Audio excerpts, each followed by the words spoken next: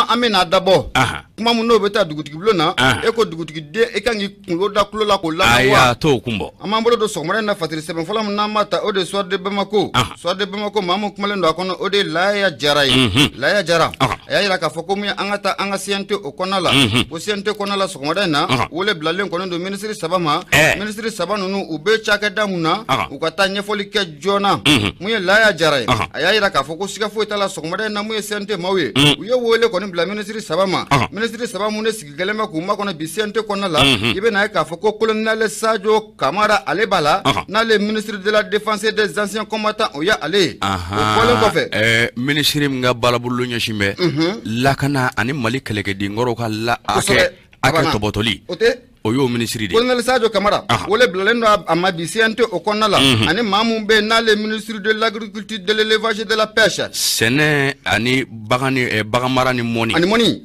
o ministre bay mambulo wole fene blendo o mabi o ministre so mimbo kuna o te Mahmoud Ould Mohamed wa wole na bla ale mabi no boray munye wole ko ni anabla ministre fene ma ministre na l'administration territoriale et de la décentralisation lieutenant colonel Ablaye Ibrahim Maïga marachema boli ministre so nyama o de kodo wala na bla fena masogmare na so asigen fastriga bako akoni yaji temna kalaje munye ministre Maigai ale koni ni tale shen fola ni yoro na koy ko sabuga ale koni teme ko damado ken yoro na gabe na ka fo wole bla no ama bi femuna o de te dore ni yaji temna kalaje ni wati labanu na munye kalata wati uyo boko binte chechaw kasoro munye fiante mawi ka jetimna la ani projet mumbu bolo ka fo ko dobna fara erejon ka ani dobna fara serglika o projet mumba abolo baram mimbe kuye ni bela dilenta comme yeso de civil olu semayala munyali parti politique maw olu fana semayala fakata faramuye bamanchi koroka olu shi semayala o wole ko anabla Maiga mabi akata anyefo munjima nana noye Maiga ale na ti dado labi ko wala fatriga bako akono bora ministre mumbe na ale ministre de l'agriculture wole ko ni ko ablale no ale fana na ta jabilika hiningali chama na siente kona labi ningali munno onatingo ale la ni wati labanu na muye Senegal ya fukata fara kor bugara kala ka muye kor Senegal we ulu kaleme ka wulika jo ni ka abla senga ka ira ka foko muye samba fla ane sam ngani kele ne wulika jo amaka jona e ko kor Sene anake wa bako akara sababu ye muye ma chama ko ni ojorola kerangale ya mamunu be no luba andeme ulu fana jorola kosobe muye sente mawe uye wole bla ale ministre ko fole mabi afana kata onyefo era jume na sike soro akato onyefo fatriga bako akono boray kibe na ka foko sika fo ta la ministre mu fana be ne wole blale no amabi orete ministre do boray munya ancien combattant ministre allez join ancien combattant c'est-à-dire Maiga tea de la défense alete kana kuma sigi nyongane ka ke alete ay ba bonyo na di fam ko sebe kana na boaji de Fatriga bako ako wole na bla amakosobe ka nyininga ni wati na sika fo itala jamana abe gelya kona la foka foko abe gelya kona okona la la kana balia o nyonyo le no on fe adamene bamako foka ta bla chamanchi enfana la kana balia obe fambela jelen fe wani wati laba nuna mali don fana be ka nyininga li tani ku yira segere munya akor mun temana oni bamanchu che korin fe njuma ne keleme sawobe ninka adansira la balamene ndumeni be kosobe fe njuma ne keleme sawobe ninka abenga ninka adansira la o bolon ko munye ministre Maiga ni ngali na taka segere alibi koy o sabuke munye ni ya jate mina ni wati labanu nuna do akunte mane nyira la munye nyono ko fei munye bamanchu one donzo oli ubolo na bla sebano la angom mako akorde frabugu oli ubolo na bla ola fasike bako akuma ko ni ko achale ndo fuka foko achale ndo na manye o conseil islamique maw oli ka wuli ka jokara sobiye munye donzo ane fuka ta fara munye jansuye oli ubolo na ko ni bla sebana munye au conseil islamique aleka wulika jo sababu yala bako ako biningali ko niko ochara ni duya jete mena farabu ko ina munye wati te mono na muye bamanchu ulu ya ira ka fo wala sa muye marafa olu be seka date pau ka marafa ira bla peu o tike dore koy ko fo angala kana ba munumbe no ya nga surasula ka wiye farabu ko fambela jele fo nyono fambela jele ulu ka boye mbela jele na o tinye fasika bako ako wole ko anabla ministre mabi muye fe munumbe accord farabu ko nkonala akanye fo malido nyana ko sabuga malido kono maddo farabu afari akanye fo malido nyana ni ngone fatire so ngorana anya sama ka ba munye swade bamako ale konala la yaja ale bolo nodo ibunya abala amboya ben na nyona nte bonya nyama interpellation mo hotel kuma en labana me na o de manjaye jube e fin digla ga o ka sigi ka to o yere demande nyon bulo aka nyon la obisa ga jugo o kunyo de ay o tinyon o da kun fora de c'est ce qui m'énerve awo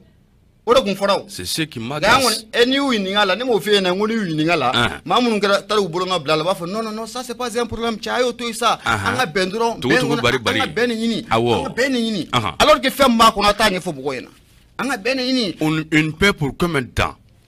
Pour combien de temps? Voilà. Une paix, la paix, certes la paix. Ah ben. Elle est plus qu'une nécessité, mais pour combien de temps? Pour combien de temps?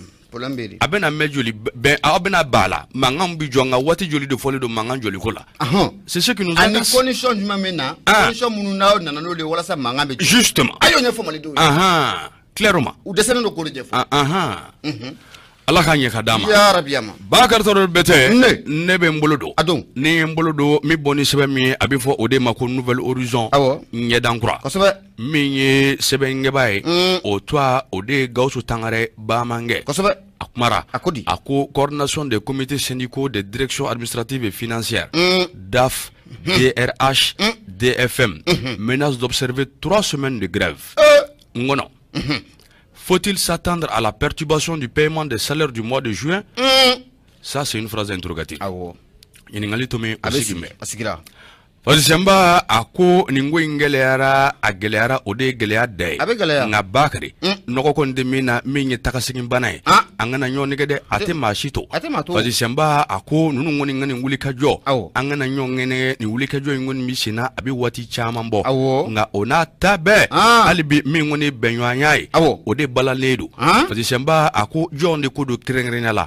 Minye komite syndicaux de direction administrative et financière. Bakari Traoré ni ataka laje.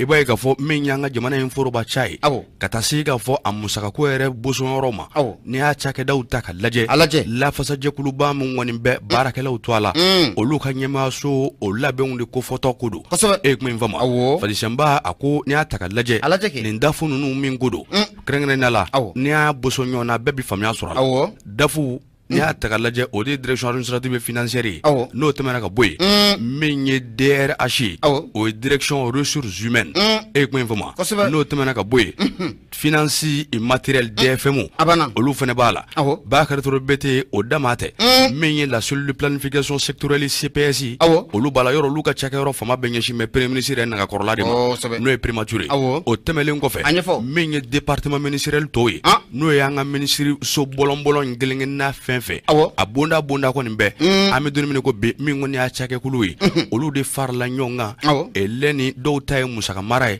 do tay chake rere bolola minon les matériaux eleni olu ka bara bolo dambe ka nyeshi okoloshili bara ko nyuma undima e kuma infama nunu ndi farla nyonga ko femi ngoni klefla bara bla nyona bonyongwe uyo bolo da do ndemelina fazishamba ako nyo klefla bara bla era takalaje okoni anake odamne Africa kle mugwani ngono 2021 kata furifo juma do Africa clé bisaba en 2021 fazishamba ako otemele ngofe amedoni mine ko bi o ba fe ko fari fanjugu jira tukunne sabula mingoni do akun saba bolo dale o ba fe ko di dashala fazishamba ako o mingoni flene angana nyoni ge no barabla ngone nyesoro akololo ndande sabula bi ke suwe fe mingoni juin kaloi o tormo nyongo no e mali furuba chakela wera ka sarakui balamini me sorakula minganga sarako yana bo no tame barabla la taro furuku ledu amanya nabo abisugulu atisugulu mwe meri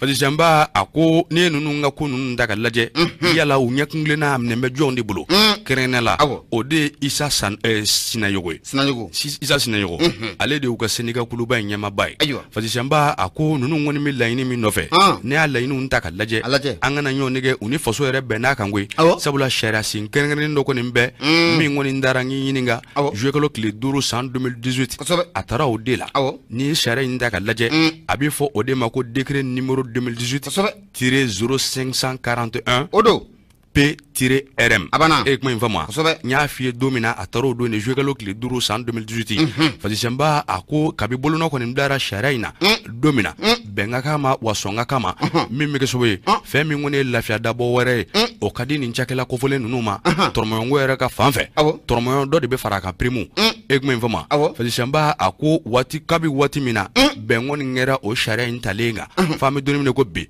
mi ngone ala batoli bala mini fene be ne mo fe manga mbe abe musaka ko manga egmen fama bagara le ne mangana musaka ko mangana do do koyi abo fembe ya ledi nyone momo chekanyo aka sura ka jan o be kunwe o te dun nga musaka ko ko imbe yinde egmen fama fazi shamba ako ne ko inda ka laje ami doni ne ko be mi ngone directeur général we olu tay wa binandi na flaminga nga duma en terme de prime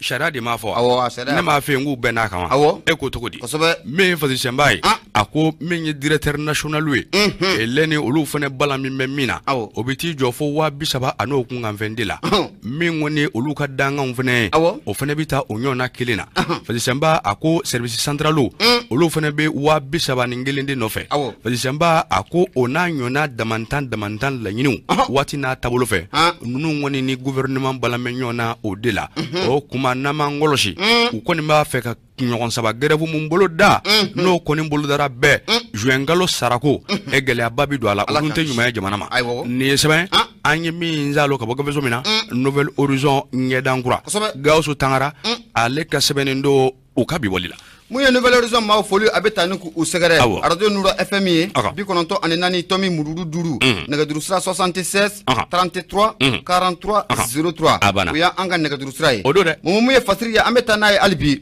Nouvel Horizon ne bembolo do me boni aleye Nouvel Horizon mamu kumale ndo akono ode demba koni konti demba kodi momo bolo don koni alete glomi ga glomi yoro siga foitala aba ayira ngalondala munye fasiri bema konti ayira ka foko wajulu kala mumba en fe ya malikon la na lete dore shola bayaya haidara akaja kunu koni akwa ye video ke kanyashi munye samma na leye anga majistra ko sen iga jakulu belebele ko kata se silmama akoni ye video ke kanyashi oluma video kunte dore munye ni ya jatemine munye samye fo kata fra silmanga oli e plenty munu do munye aras bachi fo kata se maître kasum tapo ani maître Mohamed Ali Bachi le contrôle munye video koni akero okan fatriga bako munye demba konti ayira ka foko swala baya haidara ayi kale nego utafa le de mako zul fakar wa zul fakar wale de ya kale de oui okay demba konti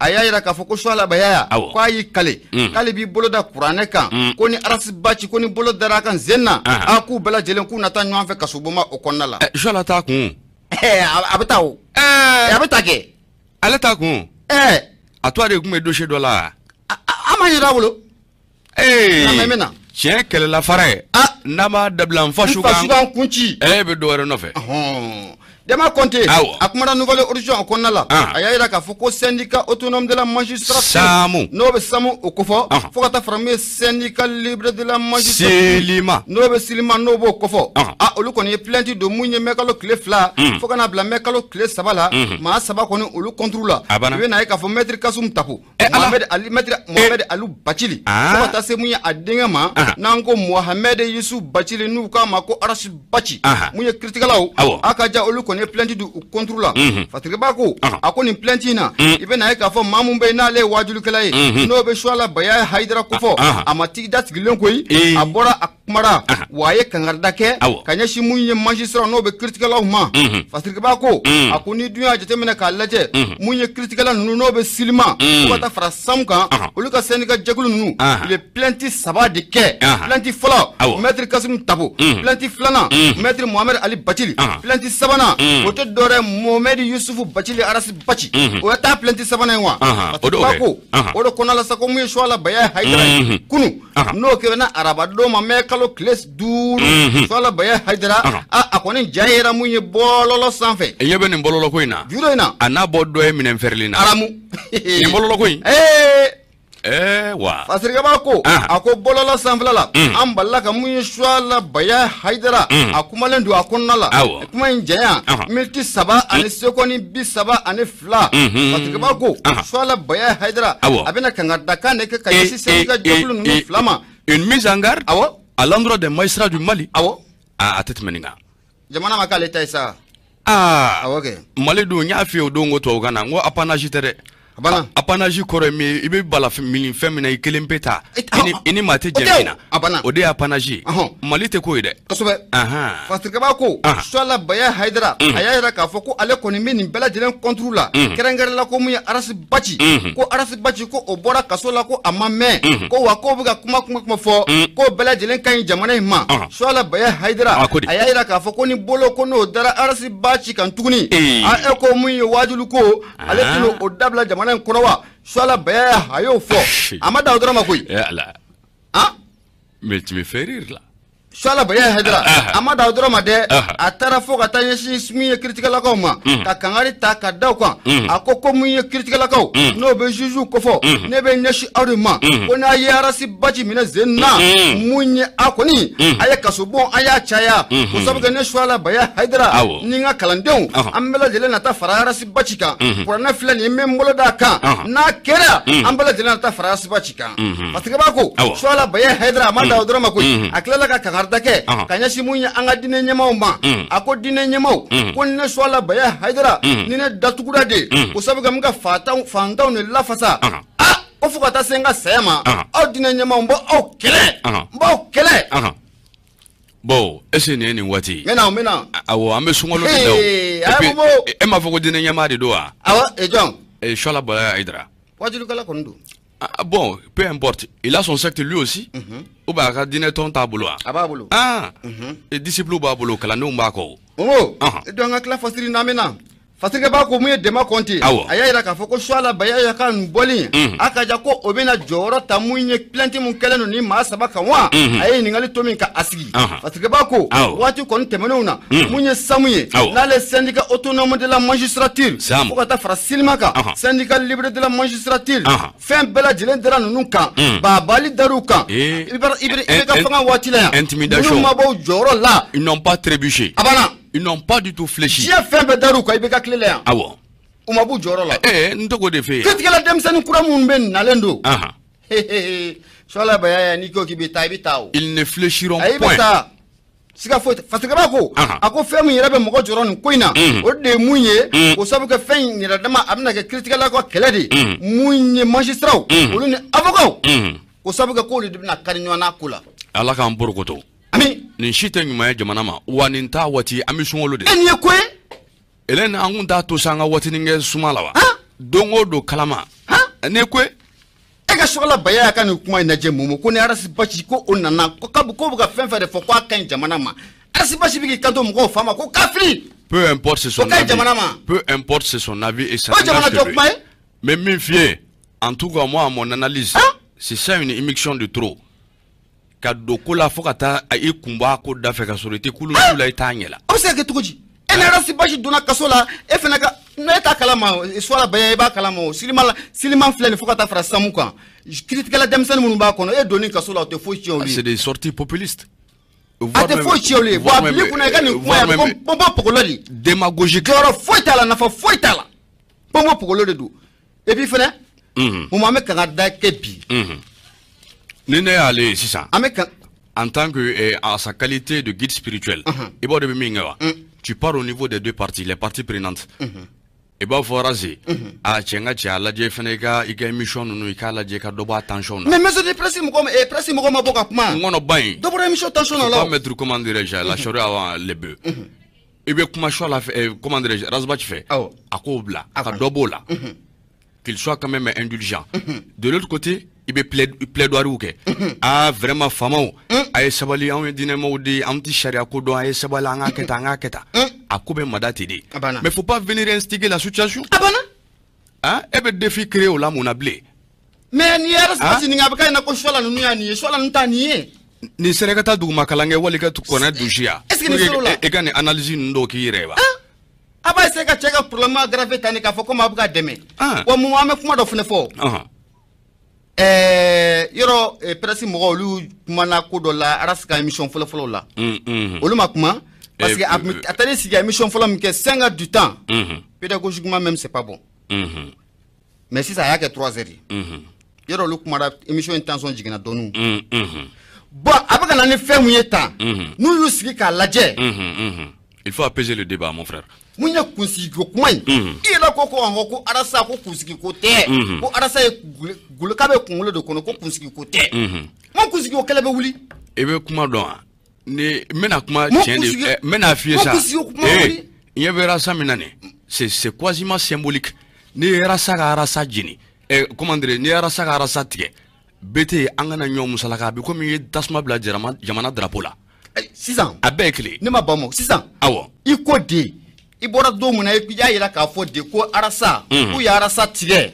Ko akila ko arasa kunsigi ko arasa te kunsigi de. Ko arasa ye mo kunlo konati. Mais ne fika yoro mu fo ko ina parce que fem ga na ni yoro do di. Charangin te bansane arasa jina bi comme drapeau de jini. Samba saba arangin te ba. Na me moy. Fem ga na ni yoro do di. Donc ni ya jeti mine. Ni furuku be sa fuka ta minga do. Ibe ko ngi sini daka. Senga nga dayaro jume ere ko tradi mo ko sikilembe ere da sai dado ko honko parce que abto ni kunsigi ko ene la kana sufu seno ni kelena kana munya arasa nyana mo ere seno ni kelena ko ndaba ku no yo bete clara gafela e clara gafela wa ko ndaba ku to dora ko ni clara ngata pour qu'on puisse gagner du temps marché ça va pas marcher kro o te marché wa ma fo fene ere ko tradi fuka ta fara dina nyama ko u sikileme ka akola je onye be che bulu no anya ba jala anatola anya ba anatola ibulo do ngata Eclara. Awo. Mais c'est bon, yal bien mitanaye. L'indépendant nebota. MSC Niyak Biboli. Akmara. Ako décrispation du climat socio-politique. Crispation. Oe Geleaï. Abana. Décrispation. Doboto do Geleala. Yakli toala. Namita misi. Awo. Mais Fadil Jambaye. Ako sikakon demina. Banda okoni bini alama bashi fuike. Mengone MCNI. Eleni ajama amadenu mfata kasfra amabauka bena kafonyonga anu beseka sigi chugomena anu bikuma fadishamba aku malidembe kumsigi mbeka ni wati inde kono amena nga wati na wati masi akola ke mandi aku amidunu mene ko be noko ko ndemina mengone ni nguli kajonye asabatile do wana kebe Jamana kuntigere jabalala palais de Kuluba fadishamba aku oluka ni nguna voni kazole nsebe koro daka dajelina asola maminda ode professeur Ibrahim Ikasa Maige yoro ale URD disiba doy o kumani labe ngoni abe ni njogo indela wa mima bwala duna na taula anu da jema kluga nga ngalongon de mina gelea mi ngoni ngumbe ni ngulika joy ngoni mike sowe bana woni nunu nga sigili chama ngoni ngabo jamana furuku la ni sebe anyi mi nzalo kabo gafezo mina l'indépendant MSC ale kasabenindo Okabi bolila. Indépendant maofoli abetanu ku segere. Radio Noura FM 76 33 43 03. Ne ye indépendant blame so de bemako ne bebone aleye. So de bemako mamu kumara kono ode Yusuf Konate uye. Mangake ko Yusuf Konate. Ayira ka foko mu doyen mu Magima Gabriel Konate. Mu akunye seben fura mu ko laben. Kayira ka foko sara mu na abna ta bi mu sente mawu nyokoro. Njalaki. Na manye. Ko mu Magima Gabriel akoko ni ko odara denena.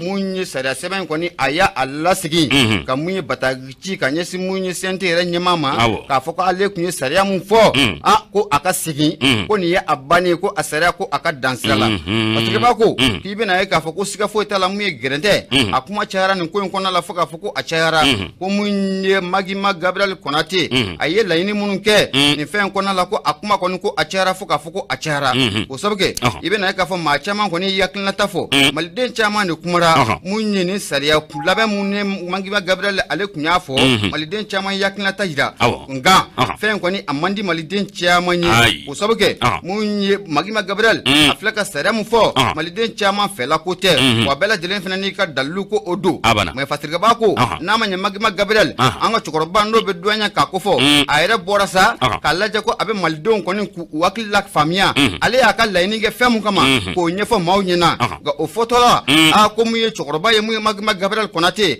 ay farafana karibina o kera sobi kena tigera ni burujali che awo fasika bako be shuraka be abana fasika bako ibe na ka fo ko ayenne ni ke ni kanyashi malido makoi ko sabike ayayira ka fo ko muye malido ko anyo nyengodi ko wa ko malido ko ante malido yira fe fasika bako ayeno muye Magima Gabriel douanye e kunga boka mo laklina ka ala famia ko gapi bole mu flani ko ne ko fara ko kane jodi da Mais le 10 projet a été déjà retiré. Mathieu. Aye min voa. Comment Borgotolé nous Voilà. Ça arrive. Non. Momo. Doyen nous référence ou de quoi. Carrément wallahi. Au kon ndinga loide. Fin obi. Achema ou là quoi. Non vraiment. Voilà, ngamo rôle ma. Non afilla de afilla. Ni yoro ngoni. Voilà donc vraiment on a référence belebele do anyama do ngani yoro la. Ngalonde de. Abana. Nyama filla. Voilà. Awo. Ma clara la dusu ya Kenya. Abana. Sabula ay bara imbolu dani ngani ami. Ani burujali min daraka. Amase dusu indila. Abana. Ode ato kuma Borgotolé borada. Kosobe ya famille yere. Bakari. Amase dusu indila. Bakari. Cenete machila vaza machika. Abada. On dit ma deli ko on me ala de deli. Ode ato chien ngoni mbofo. Abana. Ne ka jurubena na nofe. Kosobe. Andiga. Fasirike baka fola akomunya anga duanya ngoni asika fo tala akunga boka malidonku akilla famia kerenga la muye gele amumbe anga jamana ngona ni wati laba nununa yana akafa ko malidonku anyu nyengoyi munya alekunga bo munye gele ambe jamana ngono akukibe na ka falla kana balia onyo nyole no kosobe wa muye malidendo yi akaja ko dimini ko gele bele ko obo oluka fasirike baka ko ali nantara muye seko ani dongo mawira fe akukibe na ka fo ko muye magima gabriel akunga sariata kanyeshu ko sabe ko lu chama be bi munye balo ko ni aka galu wire ma ko yana ka sare enta kanya shi munye assembly nyama koroma akunga nyashi seko ani dongo tigilama ma tigaba ko nama nye korofo ko ni ko o chayara munye makima gabriel ayayira ka foko ni document ni 7 francs ko ale ko na abla kere feningi ire nyini fatriba ko sika fo itala munye makima gabriel ko ni ay bataki ko ni chini nga nyashi munye sente nyama ma ko no be munye malki jaw ko akofo akono kunye 7 munta ka do munye projet kundo a konsignan ko aya ko aya adaka fara abana fatiro so morena anya sama ka bo munye ni wati na so de ba ko konala yusuf konate ali kalam kalatigi bakar toro bete ne ay ngono nganga kuloshi jalani siri ibi ni umbulo ibi ni umde bolo le journaliste français Olivier Dubois enlevé par le GSIM. La France a de nouveau un otage au Sahel. Odore dotari yera duma ya mba fotokodi domine na jana tukudi nga de surcroît ni an yuru baranyoy sabula journaliste do de nationalité française français ka de do à toi de Olivier Dubois fadi samba ako ame wati mine ko sisan kama yoro koni angana nyon nege akara koroyon chamanjeo nyinga mali yoro mingone lakana baliye bakari anti senge abada lezina folila anyonye le do ode nyonye dai kosobe fadi samba ako ni ataka laje mingone ni ngamele ngofole no Olivier Dubois eleni minye bamanji mawe oui ni mparo de abrigalo klishegi san 2021 akera marabolo mina koromvela dangana kerenala marabolo ba mi ngoni mbe gaw akera yinde fajishamba ako ne wulika jo indaka laje wulika jo nye kamele yinzoro wati dolila wati mi ngoni konala minya ka kuna funi nyini barai akumbodila fajishamba ako otemele ngofe ne kamele indaka laje anake ani mamu ngumba kuna funi ngo ere donga bola olude a jamfade sabula comment dirais-je là reporter locaux do kumabulu mumbe dugunu nuna en termes de relais anolu de be kibaro ci nyoma sabe mamin do adongo be koronvela ina amena fadi samba ako odamate kabi samba flani tani duru 2015 ni ngamele ngo volé min vleni ni nchokombe anga jamana ko na la atitati machi e ko infama sabula mi nyaka journaliste bare ken re sera ka journaliste indépendant do abaka kibaro nyini ayere abajenza sawula fadi samba ako nga noko ko nde mina ni ngo inda ka laje ako ni jami ngoni jenzen bololoka jami ngonnala ako se fo itali amedoni mine ko be dabali fo itali nya fi chomina aparuna alamsa dondi abrikolo klishegi san 2021 wa paruna kulumi mbolo angana nyonige chokoroba inga maudido yadi yada gali mamnala ullu je suis Maudo groupe de soutien à l'islam et aux musulmans yada gali je suis Maudo anake sarini carton akongolendo ni wati laba kosobe ne ko kite kinin fe sabulete na senege o sardini mechi mai akongolendo no koni no yara tari jago jimi babulo anamne lamne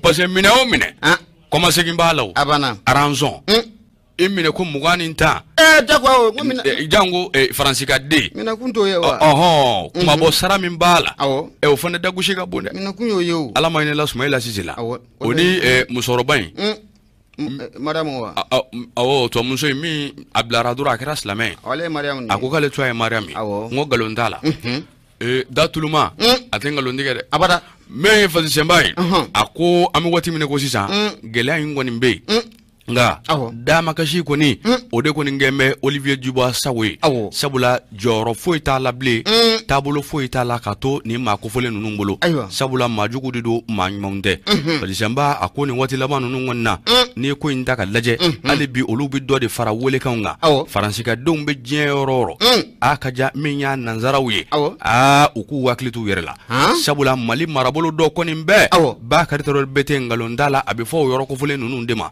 ko zone rouge odo de zone rouge do de awa foru yinaw nere konta do ale fe ne konta do zone rouge a foru yinaw ne tamakala nga menglo lede zone rouge do on yere kun pripa go todo zone rouge do an nga chancha de amano wade wa ba fi ni njugula kabi mopti kabi bu moti sago don doro be yoro do jiri la ko ko ni jama inde fakati se koron fesa o zone rouge kele indido ala kan be nyuma mburko to ya rabbi ma me yefati sembai akoni wati labanu nuna ni faransi ko ngo kabi deme ko ni nda ka nyeshi ni ngamele ngo vole manu Olivier Dubois sabulu ka jamana kono didi do yala me ye force barkani ni olu fane labento e ku bla bara wera la tuguni wa ka fara la kana bali akorolenga ni seben anye mi nzalo ka bagabe zomina nouvelle horizon nyedan croix to guna a Traoré ale ka sebenendo o kabi bolila to kuna atra wole foli o betani ka asgare no do fiena radio nura fmi bi kononto aninani tomi mururu duru la seli o ka bo jala ko ko fe mbolo fedi ver do be bulu ko sabu wati to macha somo ko samani to sele yangata o sele bakar do bete men ye sebe wonye ali blami tanai kaba ko fanfaranga fa dunia bakar do bete manime manye anake adola shide malabolike fazi semba akoni njogo indela crime rituel ou règlement de compte à Sangarebugo la krefe wa ko yala ni waleju keba do waleju kenno de wa taride men ngoni koma sigi juwa ere wali kele srafe nyininga o jabi de ni wa akanyefo sabula men ngone jago kala funangeni doy Sangarebugu marala amedoni mene ko be ale twa o de ku Umari Njaye Umari Njaye ale shi abiti jo samuga ani duru nyona bonyongo dila jena tigala bakari beni sigi yoro dido nyona Dauda Buka didi do sabula fa o de abay men ya wolu bay o twa de Safiatou Jawara nga kamelini doyni srafe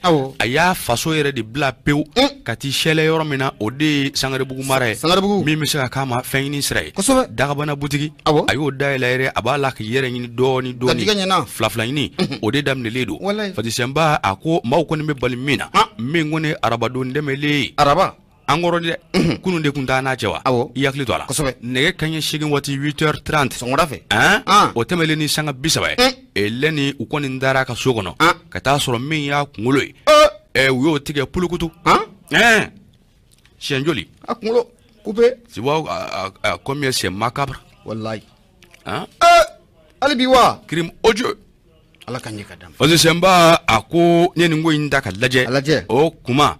Anake mingone soma nege ere kanye nani wati 4h du matin mingone ni waleju kelawi uyu shele kamelini akasokono faji semba ako udone ngwa akasokono ni ya ere dachugo ere takalaje anake mingone besonoyi we beso dada fanku ani bere o kuma mingone ya jelie uyo sama ngolo koni nya fi chugo mi o karo chugo dila c'est tout c'est fini sabulo ya tige faji semba ako ni wati labanu nuna men woni asumowe wati mina olu ko mena surnando so manege kan shigi sanga bisaba wati uye fere ni dabelu bela jirlintige men mege so ko sena ila bidan so tilmana no shi Gabriel Touré nga serafe kameleni aniye jento jeli dagushi bu ma min gandige lelo bolo tugudi ayite balo tugudi faji jamba akoni wati labanu nuna men woni sangare bugu gendarmerie soyi yore bol ibaro luti dawtisna ukoni ngeme khalabe bela jirli sabati mimi sage soyi zole